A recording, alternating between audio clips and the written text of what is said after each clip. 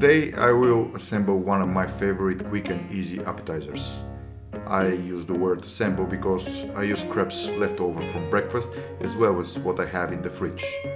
This is not exactly a recipe because it leaves a huge area for improvisation. Let's begin. I'll cut salami into circles. You can also use other ready-to-eat meats or ham. Arrange the circles into rows so that they overlap and cut them roughly into strips. This will help in assembling and cutting the pieces while ready, but also in eating because you won't have big pieces of salami sticking out. I will also use one jar of pickles, which I drain, clean from the stems, if any, and cut each pickle into 4 or 5 pieces lengthwise, depending on the size. You can also grate your favorite cheese. In my case, I will use cheese slices. For the assembly, use a ring or baking tin with a falling bottom. Once you get your favorite sauces, we are ready to start assembling. I will use Lutenice, a red pepper based sauce, and mayonnaise.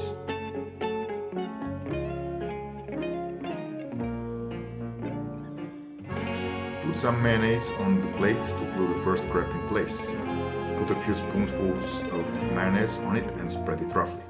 You don't have to be precise because our next step is to put another crepe on top and press to spread the sauce evenly between the two. This way you won't have to do it manually and both crepes will have sauce on them, which will lock the ingredients in place. Peel off the second crepe and set it aside.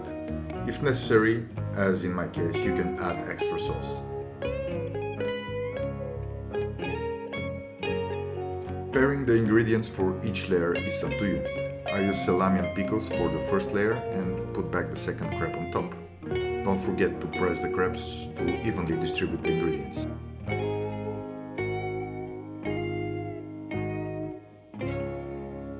Repeat the whole process with the second layer.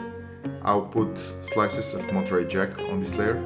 I really like the taste, but in this case I use it mostly due to the fact that it's pre-cut into slices.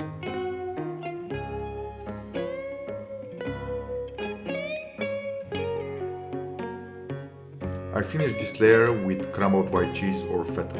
Again, place the prepared crepe on top by pressing the center to distribute the ingredients. This is why we are using the ring. It prevents the ingredients from falling out when pressed. This will make the cake much more even in thickness. Continue until you run out of crepes. You don't have to limit yourself in your choice of ingredients. You want jalapeno peppers? Put jalapeno peppers. You want olives? Go for it. You can even use hummus or guacamole, even just mashed avocados if you like them. I will also use 3 boiled eggs for decoration by grating them on a grater or through a strainer. My logic when choosing sauces is as follows. If cheeses predominate, Lutenice is preferable. If there are a lot of vegetables, I add more mayonnaise.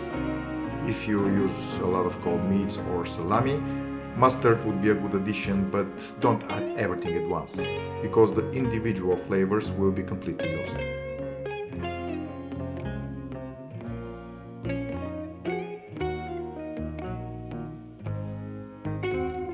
If you have leftover pickles, you can cut them into thin strips and put them on top as decoration.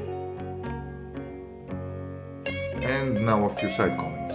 You don't always have to make your own mayonnaise, but it's a good idea to read the ingredients before buying it. This one is without preservatives and with eggs from free-range chickens. Also, if you need a crepes recipe, check out the link in the top right.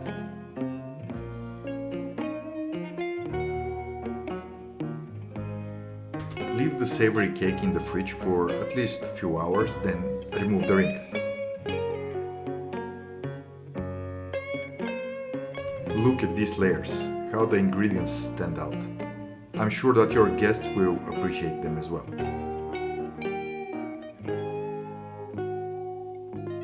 Now, enjoy.